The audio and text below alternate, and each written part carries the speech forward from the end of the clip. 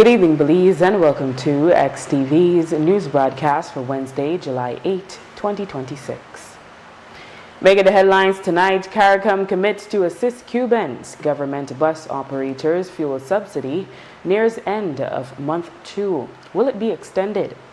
How will the $73 million injection from preference shares in BEL be distributed? And the Belize City Council begins sargassum cleanup. Fisherman reports sprat die off. We'll take a first break and return with the news in detail. When the power goes out, life is disrupted. Be prepared and keep your home powered up with a generator from Benquip. We carry brands such as Honda, Kohler, and JCB.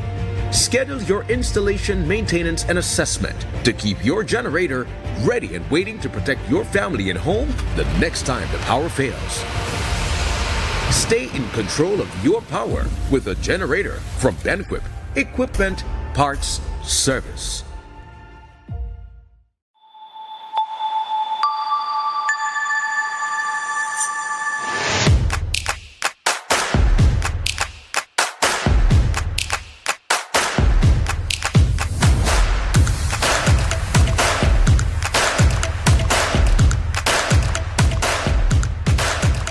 I've always been fascinated with gemstones. It's all about taking nature's beauty and creating something uniquely beautiful. I've had inspiration from the Belize Blue Bull, the beaches, the jaguar. I've launched a new product called Co-Design with Deb, and Atlantic Bank's e-commerce system has opened the door to my international customers so I can receive payments so they can have their custom pieces shipped to them. Atlantic Bank, building the future together. The biggest football event in the world is finally here, and Smart is giving you the chance to play and win. Before every match starts, predict who will win. The more predictions you make, the more chances you have to win. Get 1 point towards your total when you guess the winning team. Predict the exact score and earn up to 4 points. The top scorer at the conclusion of the World Cup wins the grand prize of $2,500 in cash. That's not all. Players get a chance to win weekly prizes. Plus, our quarterfinal winner gets a watch party package. Play directly in the Smart app for just 50 cents per entry. Prediction starts June 1st to July 18, 2026. Don't just watch the World Cup. Play along and win with Smart. Smart, bringing people together. This is the general. Coming again. Yeah, yeah. Yo, yo. Hey. Take it low, take it low, take it low, take it low, take it low, take it low, take it low, take it low, take it low, take it low, take it low, take it low, take it low, take it low, take it low, take it low. Then you wine right there, take your time right there. You're doing fine right there. You blow my mind right there. Take it low, take it low, take it low.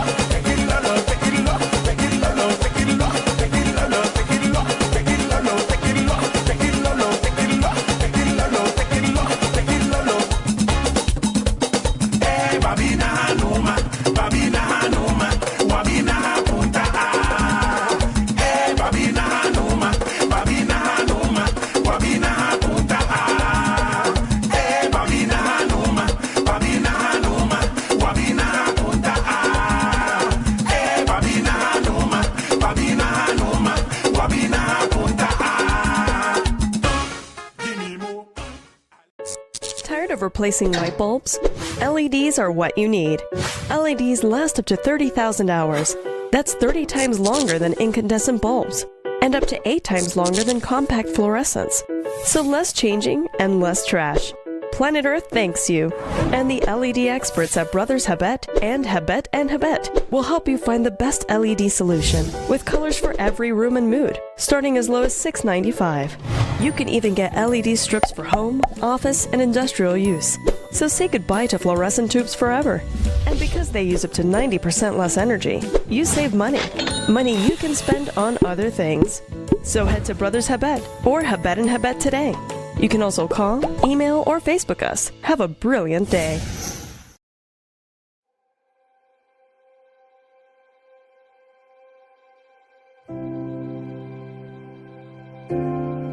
It is a distinct honor to be here in Belize for the launch of the Caribbean Development Bank's Basic Needs Trust Fund 11th program, BNTF 11. For more than 4 decades, BNTF has stood as one of the bank's most visible and impactful instruments for community-based poverty reduction. Here in Belize, the legacy is clear. Over the past 25 years, BNTF has completed 79 sub-projects in vulnerable communities at an estimated cost of $23.79 million United States dollars. Through BNTF 11, we have begun a new cycle of investments. This investment of more than $5.2 million United States dollars represents far more than approved financing. It represents a renewed commitment. BNTF has supported transformative investments in education, water and sanitation, community infrastructure, livelihoods, and social development. Through BNTF 11, we have an opportunity to build on that legacy by ensuring that our investments respond directly to the needs of our people, particularly the most vulnerable among us. The new school building has made a huge difference for me and my classmates. The improvement to our school have made our learning environment cleaner, safer, and more comfortable. Thank you to the Caribbean Development Bank, with the Social Investment Fund, the government, and everyone else who helped. No one must be left behind. Not that child attending school in rural Toledo, not the farmer in Orange Rock, not the family in Corozal, not the communities that continue to face challenges accessing basic services.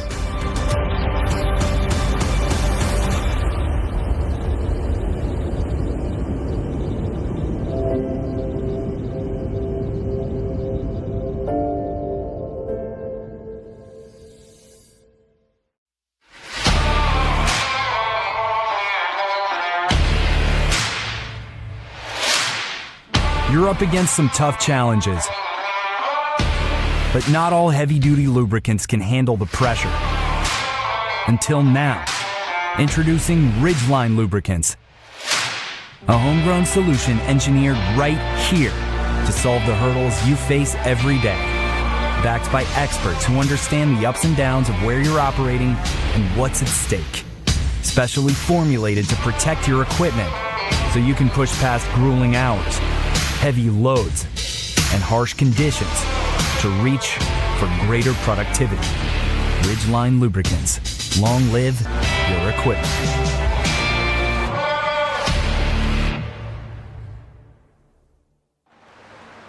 Welcome back with your news. I am Drea Espinosa.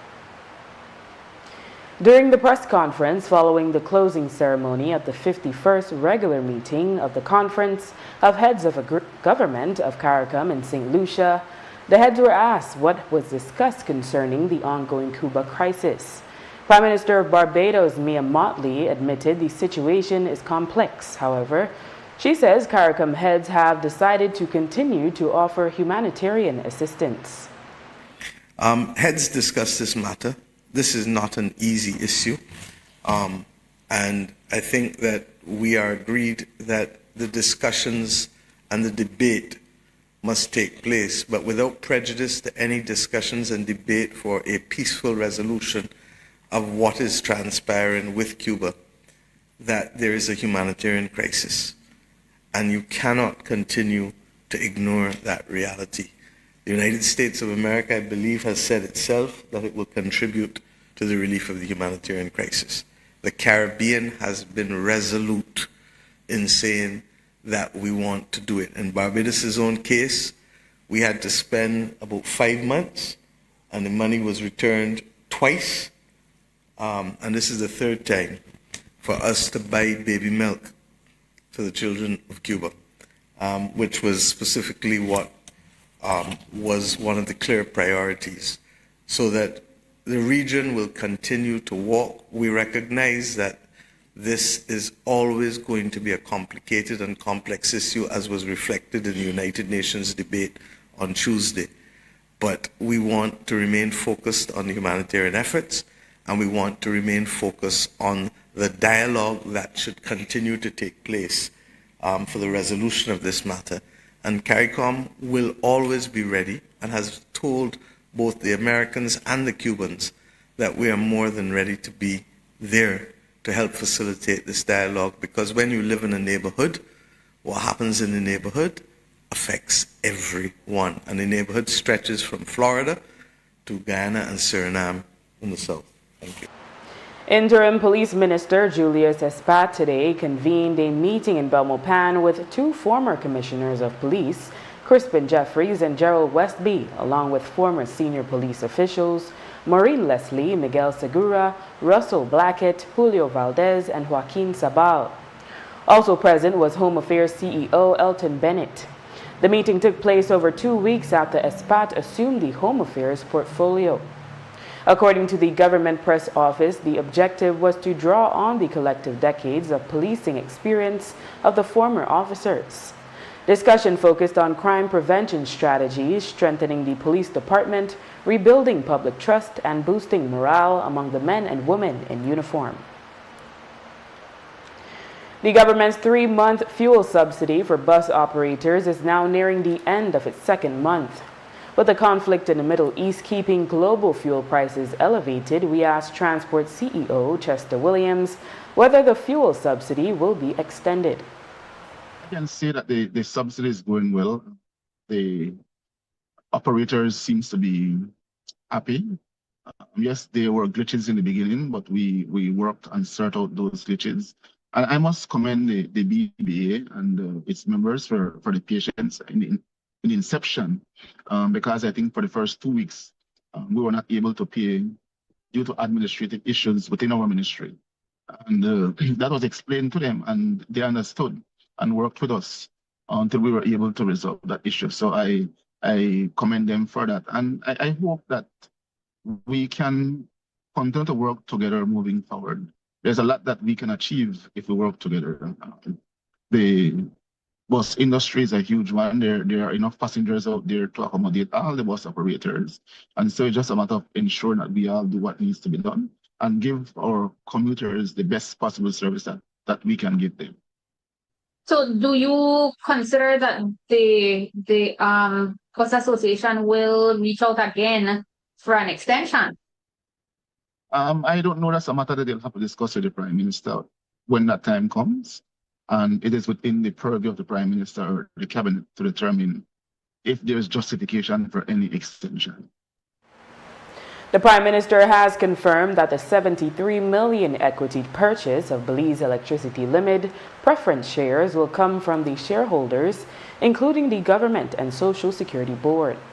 At last week's Media Energy Workshop, we asked BEL Chairman Lin Young how the monies will be applied. We can't specifically say it's for any one particular thing, but an electric company has tremendous needs for capital. That's for sure. And in the current circumstances where oil prices are so high, it puts extraordinary pressure on the company to meet the requirements. But one of the most important things is A, making sure that we keep the lights on, right? And B, meeting the growth that the country requires in terms of, I mean, everywhere you look, you see new buildings going up, you see new developments taking place, right?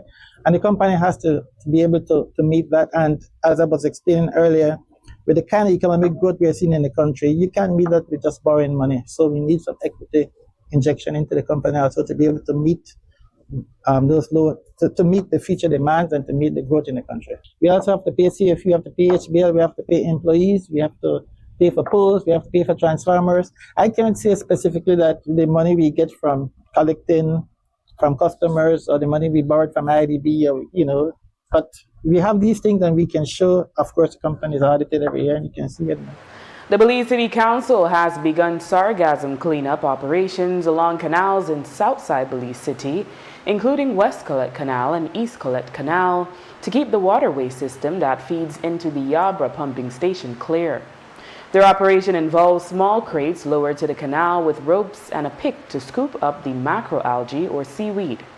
Once removed, the sargassum is temporarily placed along the street side, where a backhoe collects it and loads it into a dump truck for transfer to the dump site at the Belize City Transfer Station. Fisherman Oliver Sutherland said he first noticed sargassum entering the canal last week. He added that in all his decades on the sea, this is the first year it has been so bad and the first year it has reached the canals. He said it will keep the cleanup crews busy. Just come this morning and take me up for me. So now, more in the river. So you come in here again when the current come in and the tide rise and fall, you come in here again. Sutherland said the rotting sargassum also sinks, permeating the waters and killing marine life. He is particularly concerned about the die-off of sprat, which fishermen rely on for bait. Cleanup is also underway on the north side near the Ramada Princess, where sargassum has been accumulating for days and has already produced its characteristic foul odor as it decomposes. After the break, CARICOM to focus on lowering cost of goods and fuel. Stay with us. Let's all be safe during the rainy season. Belize Electricity Limited reminds you that heavy rains can cause flooding in your neighborhood and on roads. Avoid driving or walking in flooded areas, which can have hidden dangers such as debris and fallen power lines. Belize Electricity Limited cares about your safety. Please stay safe.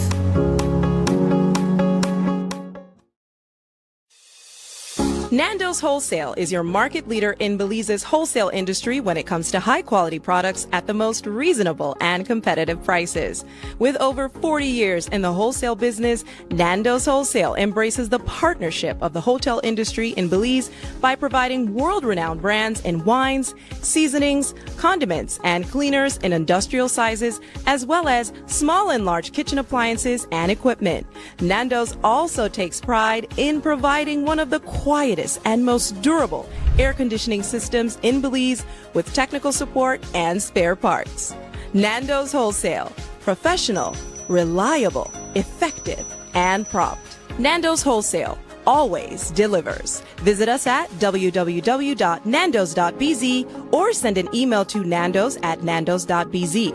Or, even better yet, give us a call today at 222-500 or 280-8080 to speak to one of our sales representatives today.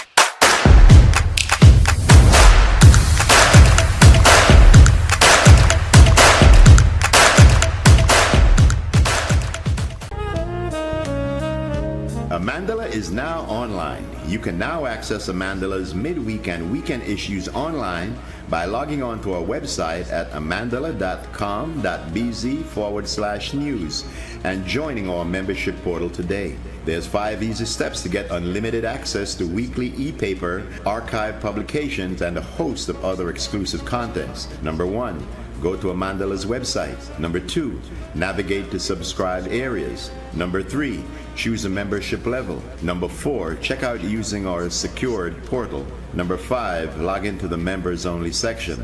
Telephone numbers 501-280-4703 or 202-4477.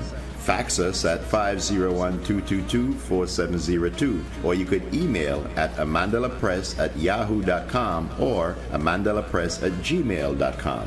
Amandala, all power to the people.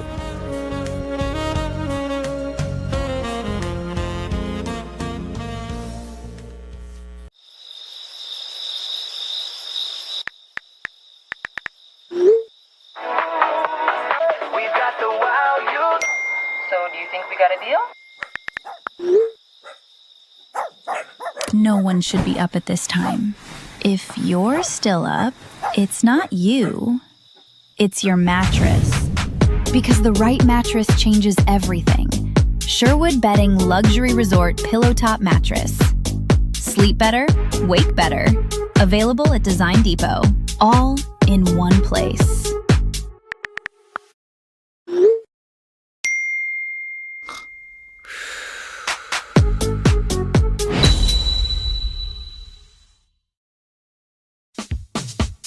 Whether you are a busy person or stuck in traffic or having an adverse or very demanding circumstance, tension builds up, causing you to be stressed out. Stress attacks everyone, anytime, any age. And stress is a killer. Palm City? It's best to be alive than dead. So visit Freetown Drugstore to get options to relieve stress and to relax your mind. Yes, sir. What can I do for you today? I'm so stressed out. Okay, I'm saying I help you right now. When I this daily, for 10 days, I am good after that, okay? Okay. Freetown Drugstore, 28 Freetown Road, where you are better off alive than dead. Freetown Drugstore, telephone 223-2876.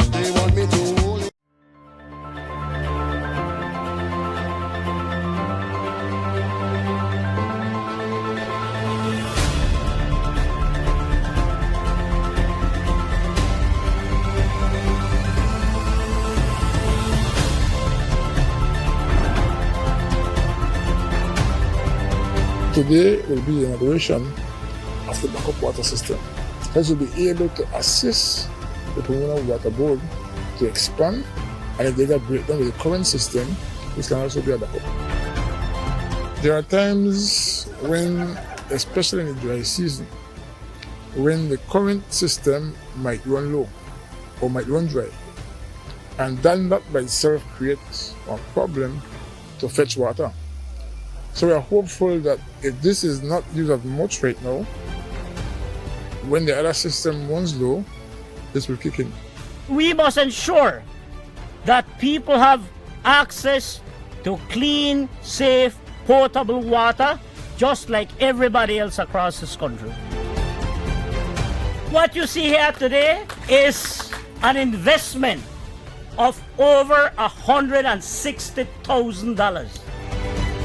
It includes all the pipes that you see here.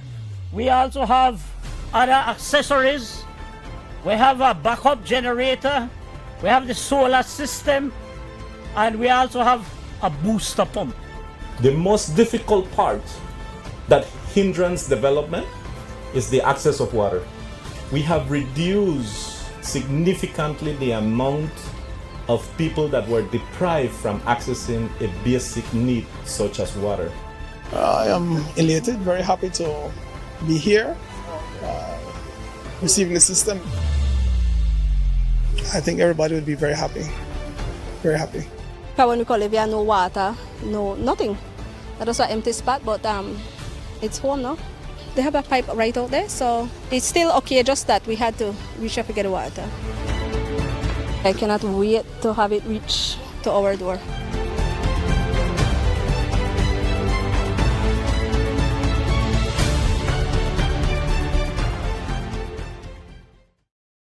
This is the general. DJ coming again. Yeah, yeah. DJ soon. DJ yo, yo. Hey. Take it low, take it low, take it low, take it low, take it low, take it low, take it low, take it low, take it low, take it low, take it low, take it low, take it low, take it low, take it low, take it low. Then you wine right there, take your time right there. You do it fine right there.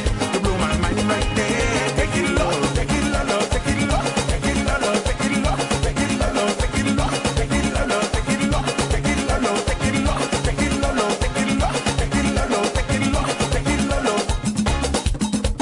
Hey, babina hanuma, babina hanuma, wabina hapunta ah. Hey, babina hanuma, babina hanuma, wabina hapunta ah. Hey, babina hanuma, babina hanuma, wabina hapunta ah. Hey, babina hanuma, babina hanuma, wabina hapunta ah. The presentation to Cabinet and CEOs on the best procurement practices and the Finance and Audit Reform Act FARA was held on Tuesday. In a release today, the Government Press Office informed that the Financial Secretary focused on efficient public procurement, while the Contractor General discussed national best practices, common irregularities and value for money. The Auditor General presented on recurring audit findings and tightening internal controls. Cabinet and the CEOs also discussed how compliance can be improved and how to eliminate bureaucratic delays. Following the meeting, the Prime Minister directed that a training program for continued professional development be designed for CEOs, finance officers, and senior procurement officers. A technical working group will also be established to recommend law changes to prevent malpractice. During the 51st regular meeting of CARICOM heads, leaders discussed the cost of living, ways to make products more affordable, and strengthening food security by investing in agriculture. CARICOM Chair, the Prime Minister of St. Lucia, Philip J. Pierre, shared what the heads agreed. We agreed to strengthen regional cooperation to protect consumers, improve affordability, and explore additional measures that can provide relief to vulnerable households. We also agreed to strengthen consumer protection and work together to address the rise in prices across the community. Security and economic resilience. We reaffirmed our commitment to the Vision 25 by 2025 plus 5 initiative to reduce the region's food import bill and strengthen agricultural production. Of course, one of the major driving factors of the increased cost of living continues to be the cost of fuel. Barbados PM Mia Motley said the heads have been sharing best practices on how to keep fuel costs down. Correct. One of the major decisions taken by heads of government has been to share the experiences. So, for example, I'm looking at the experience of Guyana here on the slide. I'm looking at the experience of Barbados here on the slide, so that we are sharing with each other the measures that we've taken. Invariably, those measures relate to reduction of taxes on the fuel imports, making adjustments to the cost of freight. In our case in Barbados, we've also determined that for the charging of taxes, we would use FOB rather than to use the costs including insurance and freight, which would simply inflate the cost of goods.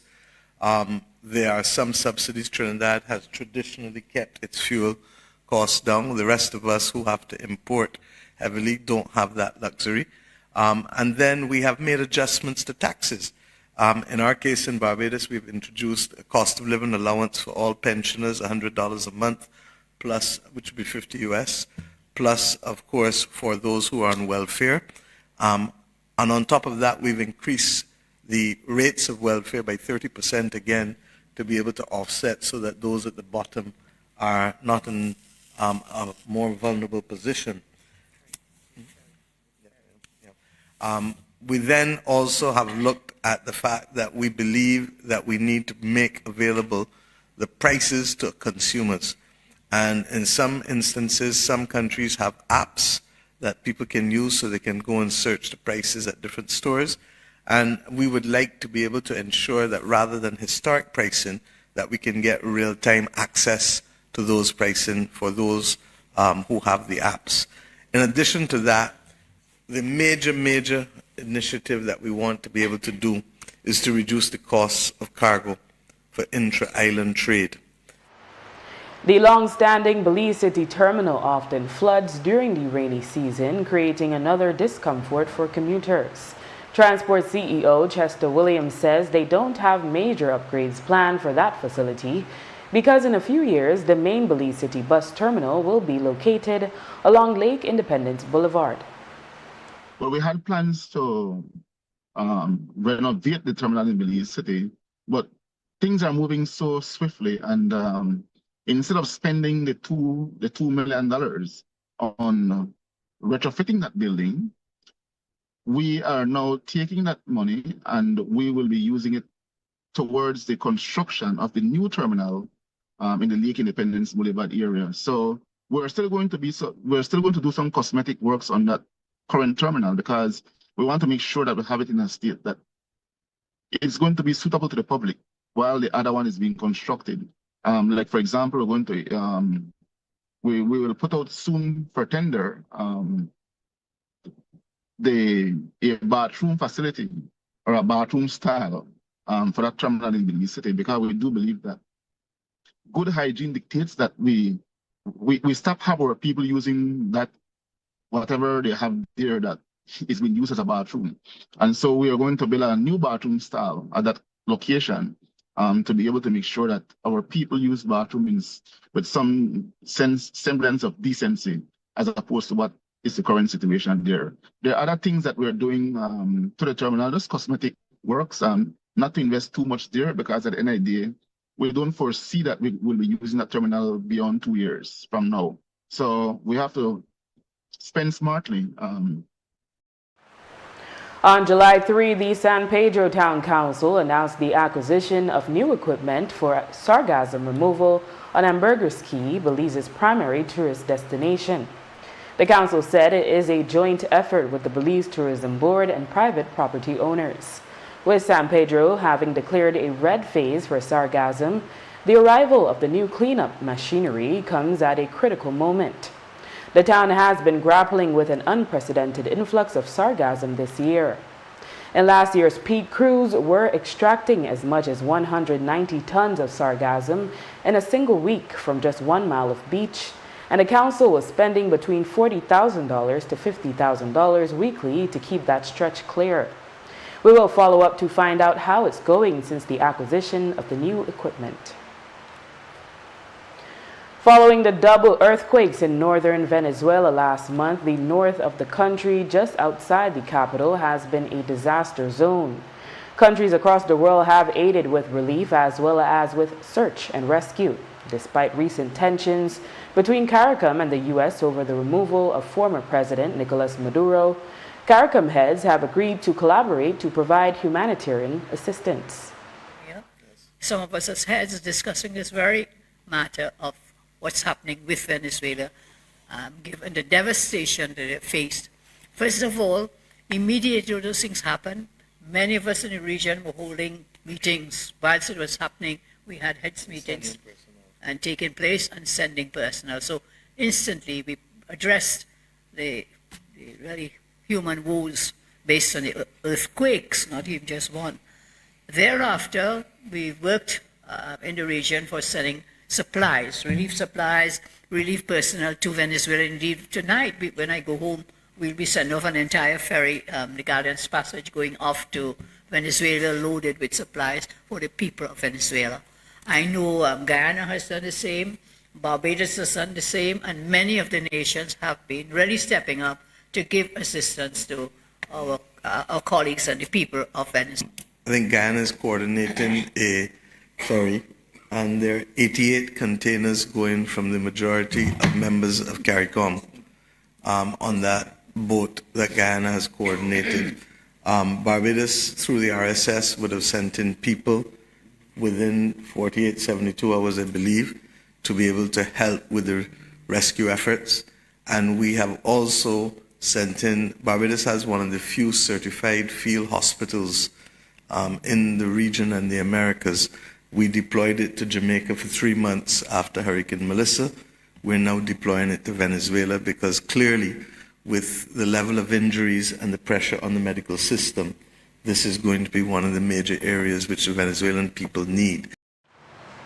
After the break, reparations was on the agenda during CARICOM heads meeting. Stay tuned. El evento de fútbol más grande del mundo por fin llegó y Smart te invita a vivir toda la emoción del mundial.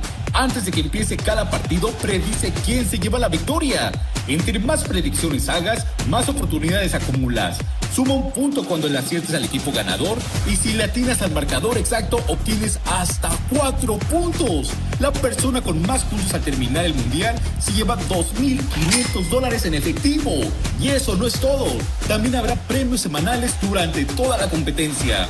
Además, el líder de los cuartos de final se lleva un paquete completo para armar su Watch Party.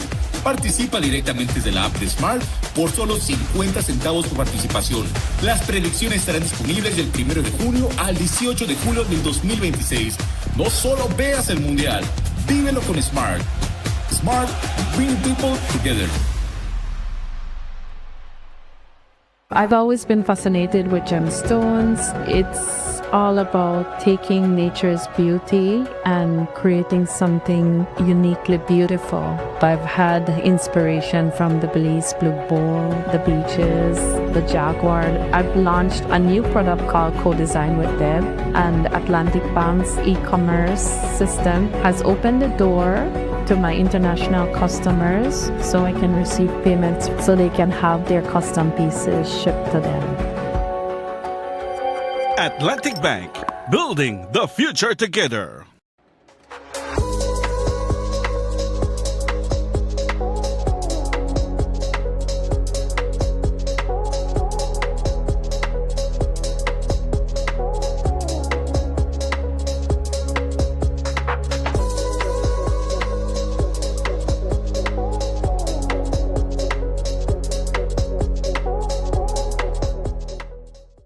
This is the general.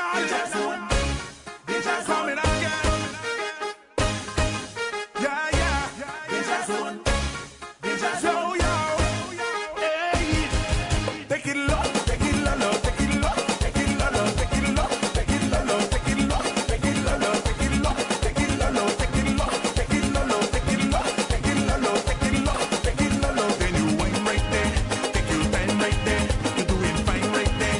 You blow my mind right there. Take it low, take it low, take it low, take it low, take it low, take it low, take it low, take it low, take it low, take it low, take it low, take it low, take it low, take it low, take it low, take it low. Hey, babina hanuma, babina hanuma, wabina hapunta ah.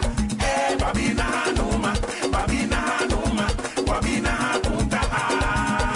Hey, babina hanuma, babina hanuma, wabina hapunta ah. Hey, babina hanuma, babina hanuma, wabina hapunta ah.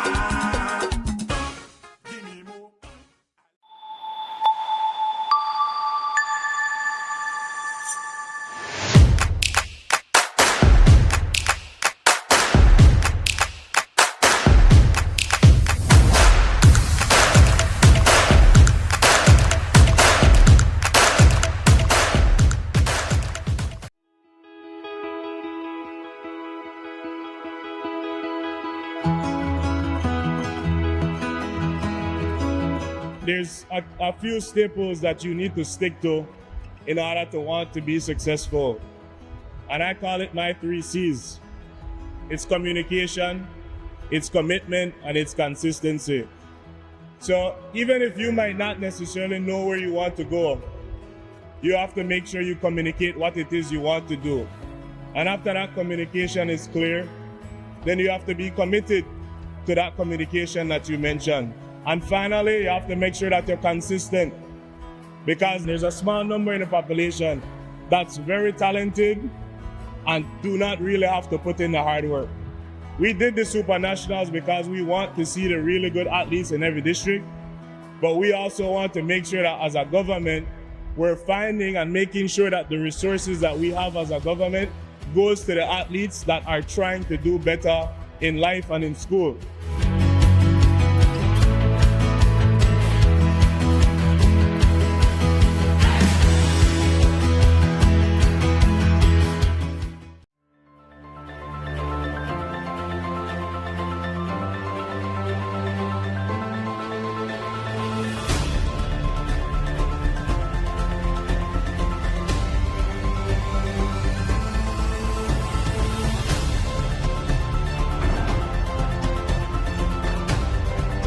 Today will be the inauguration of the backup water system.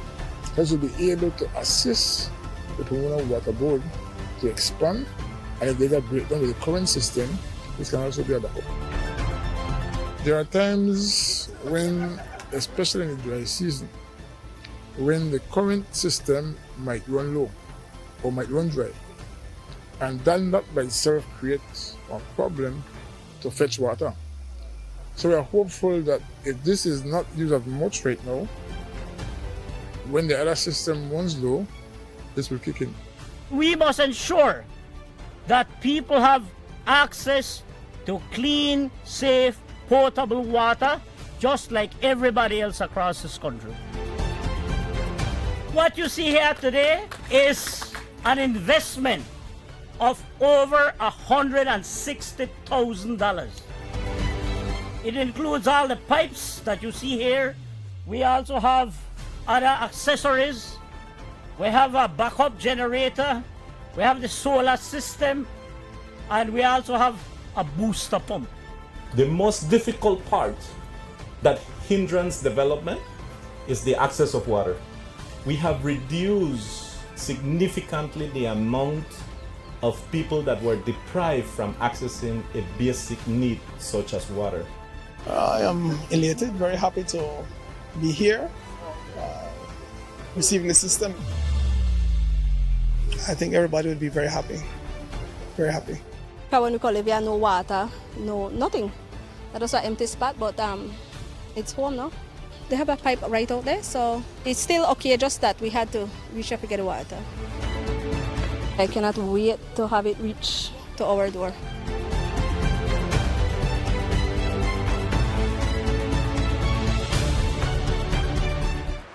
The request for reparations from the United Kingdom was a major topic discussed during the 51st regular meeting of the Conference of Heads of Government of CARICOM held in St. Lucia. Prime Minister of St. Lucia, Philip Pierre, who is also the current chair of CARICOM, shared what the heads decided concerning reparations. We approved the CARICOM 10-point plan for reparations, a manifesto for the coming enlightenment, and agreed on several initiatives to advance the region's reparations agenda, including strengthened collaboration with the African Union, a strong CARICOM presence at the Conference of Heads of Government meeting later this year, the third regional conference on reparations in Barbados, and the unveiling of the Newton Enslaved Burial Ground Memorial in Barbados. Barbados PM Mia Mottley was asked to address the response from some of the UK parliamentarians regarding reparations. Some have gone on record to suggest visa bans, with one UK politician even suggesting that the former Caribbean colonies should be paying funds to the UK. I'm not sure that you want me to reply to things that really are asinine. And certainly the notion that we should pay the United Kingdom for oppressing us, for enslaving us, and for treating us as chattel. And that is the difference. Slavery existed before, but this was the first time that human beings were defined as chattel. And I've been very clear all along that the 1661 Slave Code of Barbados, which predated the Code Noir, which the French have just repealed less than 2 months ago, all distinguished themselves, and all of the slave laws that followed the 1661 Slave Code of Barbados, by the treatment of human beings as chattel. We are not asking for charity. We're asking to be able to ensure that justice can be done. In 1834, the British Parliament did not need to be persuaded of that fact with respect to the loss of property because we were chattel and the compensation of the slave owners of £20 million. I would like to advise that those who have not yet read sufficient to understand the history do so before making comments that really do not reflect well on them. With respect to the movement, this is a global movement now. We just came from Accra in Ghana, and as you know, the United Nations passed the resolution that Ghana brought in March of this year. We have seen Pope Leo make comments in this year of our Lord. We have seen President Macron recognize that the conversation for reparations, just as His Majesty King Charles, when he was Prince Charles at the opening of the Commonwealth Heads of Government meeting in Rwanda stated clearly that reparations was a conversation whose time had come. During an extensive interview on Transport Matters Tuesday, we also asked CEO Chester Williams about his attendance at the ruling People's United Party's National Party Council meeting in Dangriga this past Saturday. Williams said his presence should not have come as a surprise because it is widely known that he is a supporter of the party. I think, Marisol, that it has been widely known that I am a supporter of the People's United Party. I don't know why it came as a surprise to anybody.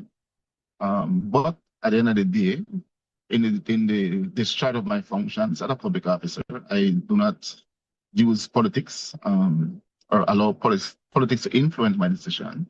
I do believe that when you're a public officer, you're providing that public duty, that it must be done with blinders, in a sense that it doesn't matter if the person is a PUP or UDP or NIP. We must treat people equally, and that's my firm belief.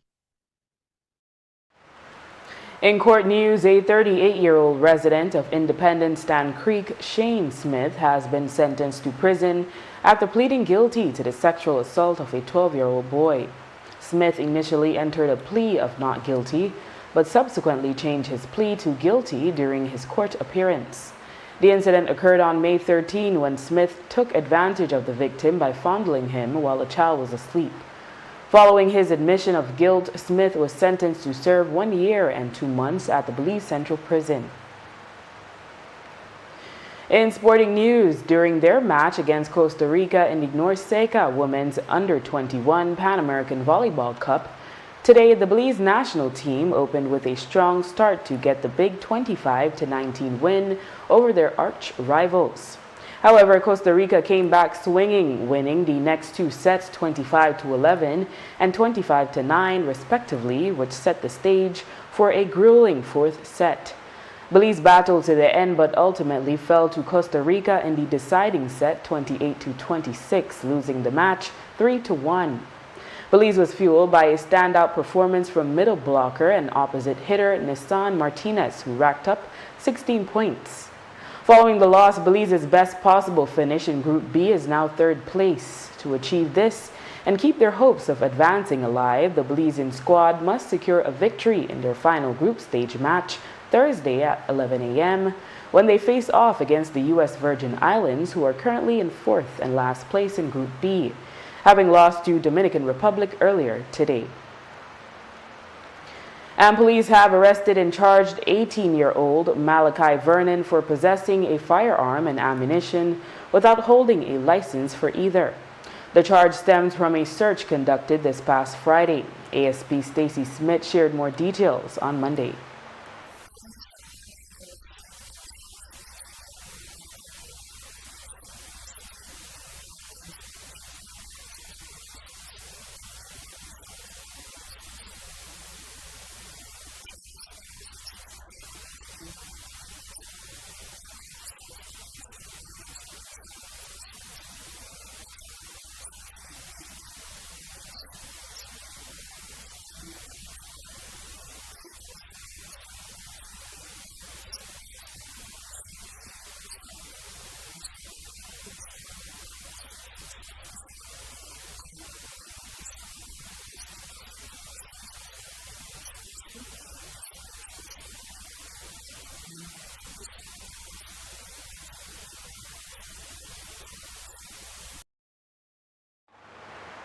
And with that, we've come to the end of our newscast. The repeat can be viewed on this station later tonight at 9 and again tomorrow at midday.